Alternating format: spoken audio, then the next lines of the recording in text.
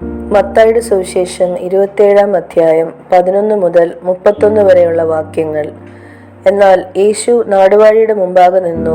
നീ യഹൂദന്മാരുടെ രാജാവോ എന്ന് നാടുവാഴി ചോദിച്ചു. ഞാൻ ആകുന്നു എന്ന് യേശു അവനോട് പറഞ്ഞു. മഹാപുരോഹിതന്മാരും മൂപ്പന്മാരും കുറ്റം ചുമത്തുകയിൽ അവൻ ഒന്നും ഉത്തരം പറഞ്ഞില്ല.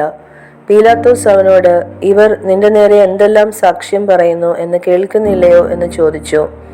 അവൻ ഒരു വാക്കിനും ഉത്തരം പറയായ്കയാൽ നാടുവാഴി അത്യന്തം ആശ്ചര്യപ്പെട്ടു. എന്നാൽ ഉത്സവ സമയത്ത് പുരുഷാരം ഇച്ഛിക്കുന്ന ഒരു തടവുകാരനെ നാടുവാഴി വിട്ടയക്കുക പതിവായിരുന്നു. അന്ന് ബറബാസ് എന്ന ശ്രുതിപ്പെട്ട ഒരു തടവുകാരനുണ്ടായിരുന്നു.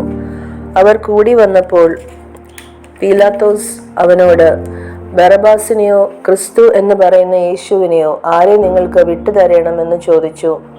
അവർ അസൂയ കൊണ്ടാകുന്നു അവനെ ഏൽപ്പിച്ചത് എന്ന് അവൻ ഗ്രഹിച്ചിരുന്നു. അവൻ ന്യായാസനത്തിൽ ഇരിക്കുമ്പോൾ അവന്റെ ഭാര്യ ആളയച്ചു, ആ നീതിമാന്റെ കാര്യത്തിൽ ഇടപെടരുത്, അവൻ നിമിത്തം ഞാൻ ഇന്ന് സ്വപ്നത്തിൽ വളരെ കഷ്ടം സഹിച്ചു എന്ന് പറയിച്ചു. എന്നാൽ ബറബാസിനെ ചോദിപ്പാനും യേശുവിനെ നശിപ്പിപ്പാനും മഹാപുരോഹിതന്മാരും മൂപ്പന്മാരും പുരുഷാരത്തെ സമ്മതിപ്പിച്ചു. നാടുവാഴി അവരോട്, ഈ ഇരുവരിൽ ഏവനെ വിട്ടുതരണമെന്ന് നിങ്ങൾ ഇച്ഛിക്കുന്നു എന്ന് ചോദിച്ചതിന് ബറബാസിനെ എന്ന് അവർ പറഞ്ഞു. പീലാത്തോസ് അവരോട്, എന്നാൽ ക്രിസ്തു എന്ന യേശുവിനെ എന്ത് ചെയ്യേണ്ടു എന്ന് ചോദിച്ചതിന് അവനെ ക്രൂശിക്കണം എന്ന് എല്ലാവരും പറഞ്ഞു. അവൻ ചെയ്ത ഭോഷം എന്ത് എന്ന് അവൻ ചോദിച്ചു. അവനെ ക്രൂശിക്കണം എന്ന് അവർ ഏറ്റവും നിലവിളിച്ചു പറഞ്ഞു.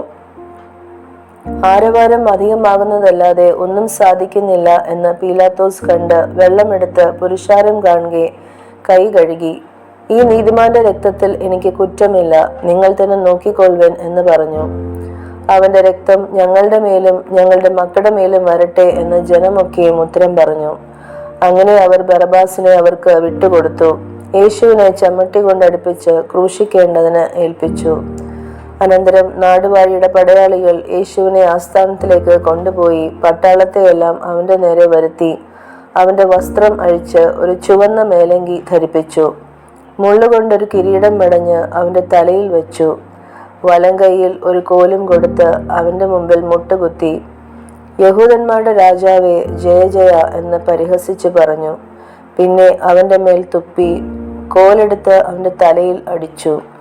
അവനെ പരിഹസിച്ചു തീർന്നപ്പോൾ മേലങ്കി നീക്കി അവന്റെ സ്വന്തം വസ്ത്രം ധരിപ്പിച്ച് ക്രൂശിപ്പാൻ കൊണ്ടുപോയി.